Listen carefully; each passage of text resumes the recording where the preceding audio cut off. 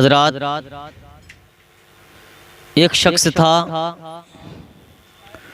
वो काफ़ी गरीब था। उसके छोटे छोटे बच्चे थे, लेकिन जो बीवी थी बड़ी वफादार बीवी मिली थी। अपने शोहर से बोलिए मेरे सर के ताज, जाओ कुछ काम देख कर आओ, कुछ काम कर लो।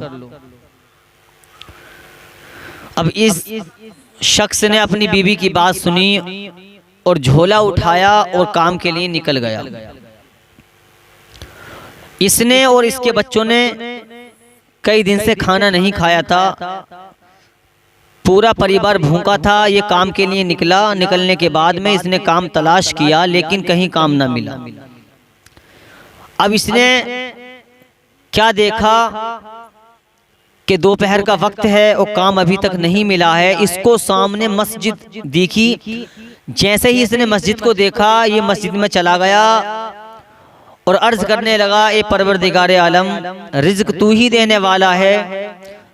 दुनिया या अल्लाह, मैं अब तेरे घर में आ गया हूँ, अब मैं तेरे घर की खिदमत करूँगा।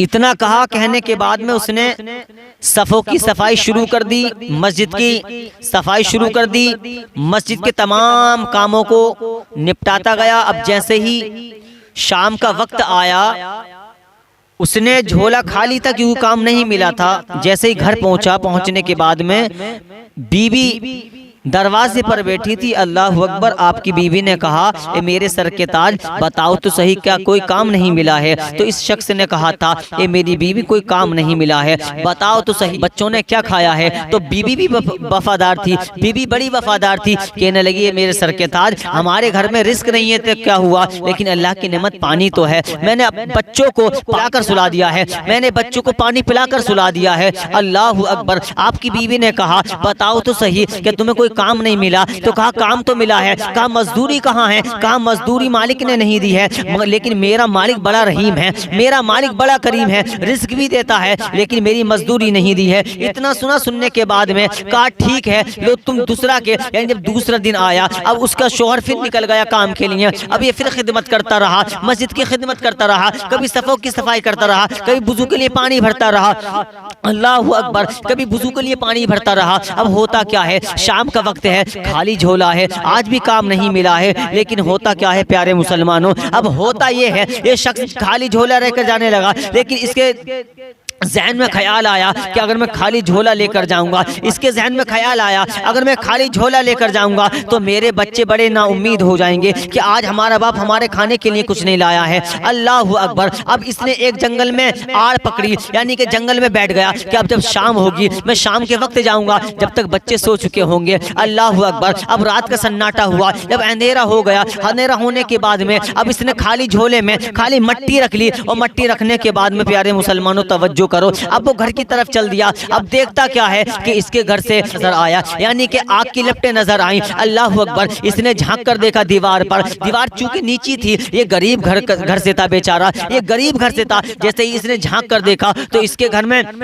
आग जल रही थी, चूल्हे पर हांडी रखी थी। इसने सोचा ये मेरा घर नहीं है। इसने अपनी आंखों को मसला, और मसलने के बाद में फिर ये दरवाजे पर पहुंचा। बीवी इंतजार कर रही थी। अल्लाह अकबर। अब जैसे ही बीवी ने देखा, इसका हाथ पकड़ा कि तुम्हारा मालिक बड़ा रहीम है, तुम्हारा मालिक बड़ा करीम है, कि कितना रिस्क भेज दिया। कहा, क्या हुआ? कहा, देखो तो सही, ये चूल्हे पर जो हांडी रखी है इसमें भी खाना बन रहा है।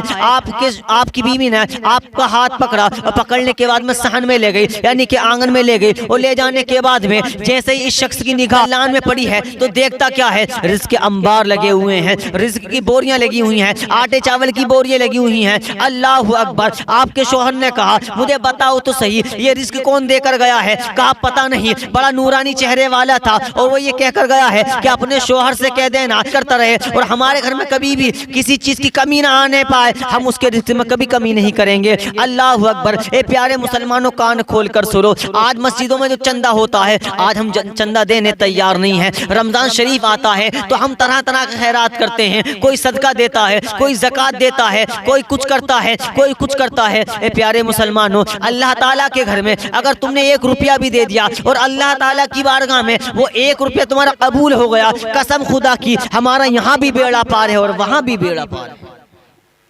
इसलिए मस्जिदों को चंदा दिया करो, मस्जिदों की खिदमत में रहा करो।